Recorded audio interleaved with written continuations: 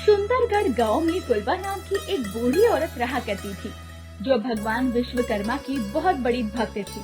दरअसल ये गांव अपने चमत्कारिक मंदिरों के लिए बहुत प्रसिद्ध था। इस गांव के लोग बड़े ही श्रद्धा पूर्वक भगवान विश्वकर्मा जी की पूजा करते थे और उनका मानना था कि इस गांव के मंदिरों को खुद भगवान विश्वकर्मा जी ने बनाया है। अरे बेटा राजेश, मैं पूजा में बैठ रही हूँ, तू जरा मुझे 2-4 पीले फूल लाकर दे दे। ठीक है माँ, अभी लाया। ऐसा कहकर राजेश बाहर जाता है और वहीं पास ही के पेड़ से कुछ पीले फूल तोड़कर लाता है। ये लो माँ, तुम्हारे फूल। अब मैं काम पर जा रहा हूँ। अच्छा ठीक है बेटा, संभल कर जाना। फुलवा के पूजा घर में विश्वकर्मा जी की बहुत बड़ी फोटो लगी हुई थी, जहाँ बैठकर फुलवा पूजा पाठ किया करती थी। फुलवा विश्वकर्मा जी की पूजा मग्न होकर किया करती, तभी उसे एक आवाज आती है। राजेश की माँ, सुनती हो? आवाज सुनकर फुलवा बाहर आती है। अरे पुजारी जी, आप आइए, अंदर तो आइए। आज मैं तुम्हारे लिए इतनी बड़ी खुशखबरी लाया हूँ कि तुम खुश हो जाओगी। क्या बात है पुजारी जी, मैं कुछ समझी नहीं। वो उस दिन तुमने राजेश के लिए लड़की देखने की बात कही थी ना? हाँ हाँ, तो मेरी क्या हुई? अरे हमारे राजेश के लिए ऐसा रिश्ता आया है कि तुम्हें विश्वास नहीं होगा। यहीं पास के ही शहर की लड़की है। लड़की वालों को राजेश बहुत पसंद आया है, बस चट मंगनी और पट ब्याह करना चाहते हैं। ये सब सुनकर फुलवा थोड़ी घबरा जाती है। क्या हुआ फुलवा बहन, इतनी बड़ी खुशखबरी सुनकर तुम उदास क्यों हो गई? पुजारी जी, हमारा ये गांव विश्वकर्मा जी के चमत्कारिक मंदिरों से भरा पड़ा है। हमारे दिन की शुरुआत उनकी पूजा पाठ से ही होती है, लेकिन ये शहर की लड़की क्या समझेगी इन सब बातों को? ऐसा थोड़े ना है, ब्याह के बाद हर लड़की अपने ससुराल वालों के रंग ढंग में ढल ही जाती है। वैसे भी अब तुम बूढ़ी हो गई हो, तुम्हें भी तो कोई सहारा चाहिए कि नहीं? ऐसा रिश्ता बार बार नहीं आता। पुजारी जी की बात सुनकर फुलवा इस रिश्ते के लिए हाँ कर देती है और फिर राजेश की शादी राधिका से हो जाती है। राधिका रसोई घर में अपनी पहली रसोई बना रही होती है। वाह, हलवा देखने में तो बड़ा ही स्वाद लग रहा है, जरा चख के तो देखो। ये क्या कर रही है बेटी? आज तुम्हारी पहली रसोई है, इसे चख कर झूठा मत करो। सबसे पहले थोड़ा सा हलवा निकाल कर विश्वकर्मा जी के चरणों में अर्पित कर दो, तब जाकर किसी को देना। ये सब सुनकर राधिका जोरों से हंसने लग जाती है। माँ जी, यहाँ तो दुनिया चांद पर पहुँच गई है और आप ये कैसी अंधविश्वास की बातें कर रही हो? अरे नहीं नहीं बेटा, हमारे गांव में विश्वकर्मा जी की कृपा है। यहाँ पर कई सारे मंदिर अचानक रातों रात बने हैं। उनकी पूजा किए बिना हम कोई शुभ काम नहीं करते। आपको मानना है ना तो मानिए, लेकिन मैं नहीं मानती इन सब दकियानुसी बातों को। ऐसा कहकर राधिका बिना विश्वकर्मा जी को भोग लगाए हलवा खाने लग जाती है। राधिका कभी भी पूजा पाठ नहीं किया करती थी और तो और वो भगवान विश्वकर्मा जी का मजाक भी उड़ाया करती। बेटा, तुम्हें ना मानना हो तो ना मानो, लेकिन इस तरह विश्वकर्मा भगवान जी का मजाक तो ना उड़ाया करो। माँ जी, मैं शहर की पढ़ी लिखी लड़की हूँ, मैं नहीं मानती इन सब बातों को। अच्छा, तो जिस दिन अपनी आँखों से देख लोगी तब तो मानोगी ना? तब का तब देखेंगे। फुलवा चाहती थी कि उसकी ही तरह राधिका भी विश्वकर्मा जी की पूजा करे, इसीलिए उसे यकीन दिलवाने वो राधिका को विश्वकर्मा भगवान जी के एक चमत्कारिक मंदिर में ले जाती है, जो देखने में बहुत सुंदर था।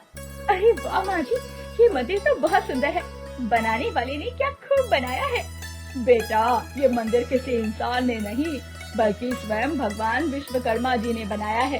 लीजिए, आप तो फिर से शुरू हो गई। तभी राधिका की नजर वहीं पास ही में एक तालाब के पास बनी मूर्ति पर पड़ती है, जिसमें एक औरत अपने हाथ में अपने बच्चे को लिए खड़ी हुई थी। ये किसकी मूर्ति है माँ जी? बेटा, ये हमारे गांव की ही औरत है।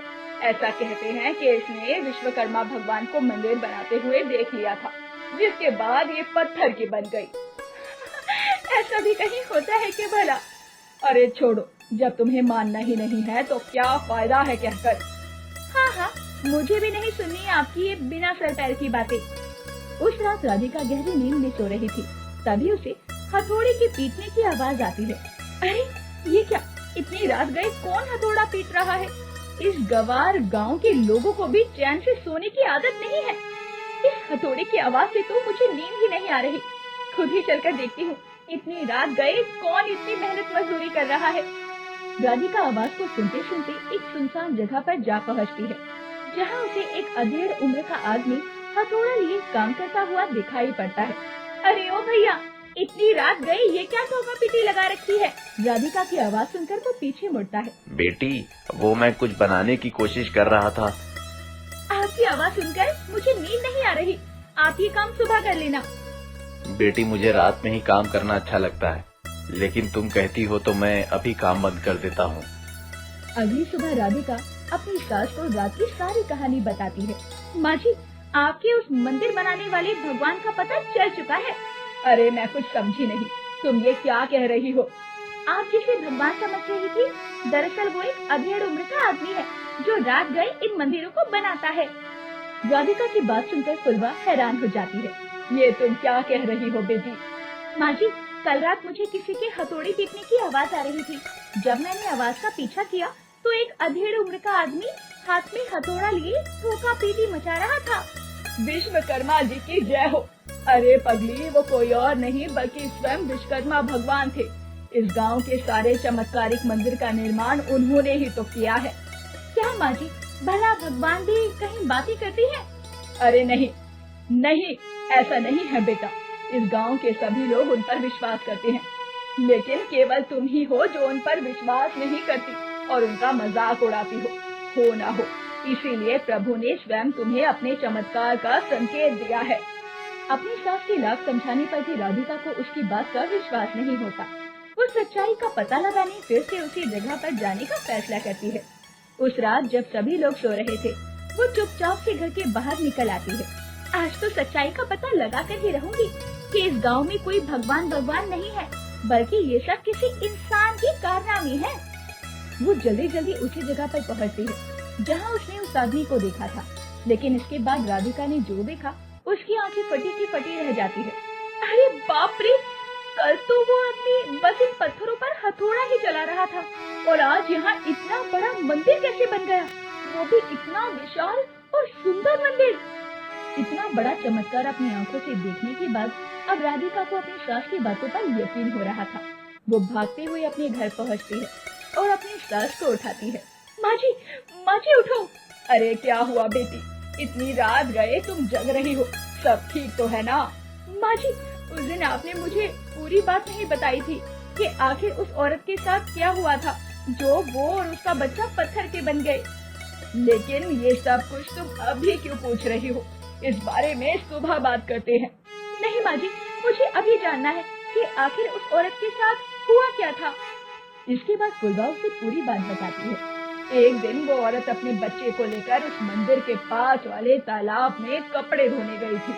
अचानक उसे कुछ आवाज आती है। फिर वो आवाज का पीछा करते करते उसे मंदिर के बाग में पहुंच जाती है, जहां विश्वकर्मा जी मंदिर का निर्माण कर रहे थे। और फिर उसने विश्वकर्मा जी को मंदिर बनाते देख लिया। फिर क्या हुआ माँ जी? फिर होना क्या था, विश्वकर्मा जी ने उसे देख लिया और उससे कहा कि ये बात किसी को भी ना बताए। उसने हाँ तो कह दिया, लेकिन क्या माँ जी? जब वो वापस तालाब के पास पहुँचती है तो उसके मन में लालच आ जाता है और वो मन ही मन सोचने लगती है, अगर मैं गांव वालों को ये बात बता दूं कि मैंने स्वयं विश्वकर्मा जी को मंदिर बनाते देखा है तो लोगों में मेरी इज्जत बढ़ जाएगी और मेरा दूर दूर के गांव तक नाम फैल जाएगा। और फिर क्या हुआ था माँ जी? ऐसा सोचते ही वो और उसका बच्चा दोनों ही पत्थर के बन जाते हैं। पूरी बात सुनने के बाद राधिका डर जाती है और चाहकर भी ये बात अपनी सास को नहीं बता पाती कि उस रात राधिका ने क्या देखा। अगली सुबह फुलवा राधिका को देखकर हैरान हो जाती है। राधिका हाथ जोड़े भगवान विश्वकर्मा जी की पूजा कर रही थी। आइए माँ जी, साथ मिलकर पूजा करते हैं। इसके बाद राधिका भी अपनी सास की ही तरह भगवान विश्वकर्मा जी की भक्त बन जाती है।